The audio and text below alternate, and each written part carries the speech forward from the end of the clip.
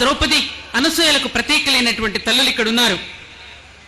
ఇప్పటికీ కూడా ఈ భారతదేశం ఇంకా ఇన్ని ఆటుపోట్లని నిలదొక్కుంటోంది అంటే కారణం ఏమిటి అని వివేకానందుడిని అడిగితే ఆయన చెప్పాడు ఒకే ఒక్క మాట, ఈ దేశం ఇంకా ఇలా నిలబడుతోంది అంటే ఈ దేశానికి వెన్నెముకగా ఉన్న కుటుంబ వ్యవస్థ.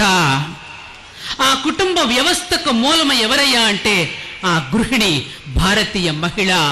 భారతీయ మహిళ గనుక తాను ఎప్పుడైతే గాడి తప్పుతుందో, ఎప్పుడైతే బూటీ ప్యారలకు వెళుతుందో, ఎప్పుడైతే సీరియల్స్ ముందు కూర్చుంటుందో, చక్రవాకం, మొగలి రేకులు లాంటి సీరియల్స్ ముందు కూర్చుని తన అస్తిత్వాన్ని మర్చిపోయి పిల్లవాడికి చిన్నప్పటి నుంచి చందమామ రావే, జాబిల్లి రావంటే గోరుముద్దలు తినిపిస్తూ ఆ తల్లి ఎప్పుడైతే సీతమ్మ వారి లాలిపాటలు వినిపించడం మానేసిందో, కెవ్వు కేక అని అంటూ ఉంటే పిల్లలు గంతులేస్తూ ఉంటే 6 నెలల పసివాడు కూడా ఆ కెవ్వు కేక అని పెట్టగానే డాన్స్ చేసేస్తున్నాడు.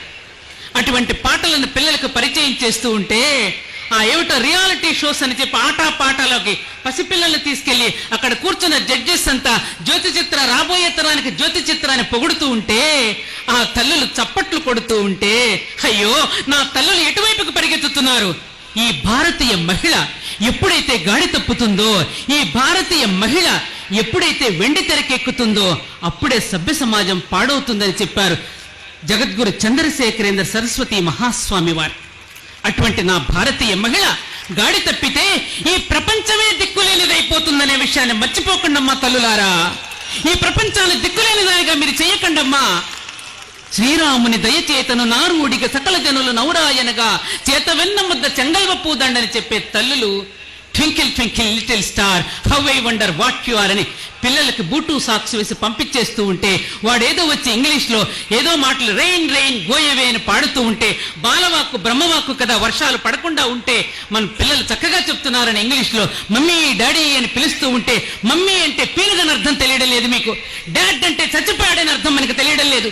అటువంటి పేరులతో పిలిపించుకుంటూ ఈ హిందూ ధర్మాన్ని, సనాతన ధర్మాన్ని మనం మర్చిపోయి ఎక్కడెక్కడికో పరిగెడుతున్నాం. తల్లులారా లేవండమ్మా, మేలుకొనండి, ఆలోచించండి అమ్మా, ఆలోచించండి. శివాజీ నా ఇంట్లో కాదు పక్కింట్లో పుట్టాలనుకుంటున్నాం, గాంధీ నా ఇంట్లో కాదు పక్కింట్లో పుట్టాలనుకుంటున్నాం. అలా కాదు, మనం చేసే ప్రతి పూజలో, ప్రతి పనిలో, ఉదయం లేచిన దగ్గర నుంచి రాత్రి పడుకోబోయేంత వరకు హిందూ జీవన విధానంలో ఎంత అద్భుతాలను మనకు అందించారో ఒక్కసారి ఆలోచించండి.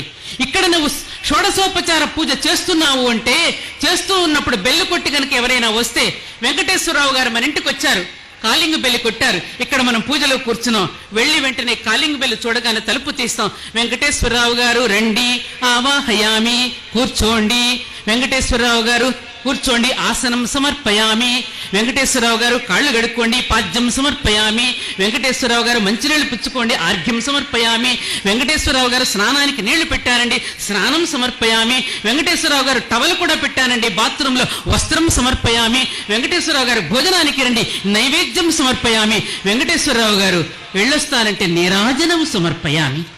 ఇది సజీవ విగ్రహాలను ఆరాధించడానికి కావలసిన శిక్షణను మనకు అందించారే మన మహర్షులు. ఇంతకంటే సేవ, ఇంతకంటే పరమార్థం ఏ జాతి చెప్పిందో, ఏ మతం చెప్పిందో ఒక్కసారి ఆలోచించండి, ఒక్కసారి ఆలోచించండి. సజీవ విగ్రహాలను ఆరాధించడం ఈ హిందూ ధర్మానికి తెలిసినంతగా ఇంకెవరికీ తెలియదు. ఇప్పటికీ మీరు విదేశాలకు వెళ్ళండి, మనం వెళితే ముందుగా అపాయింట్మెంట్ తీసుకుని వెళ్ళాలి.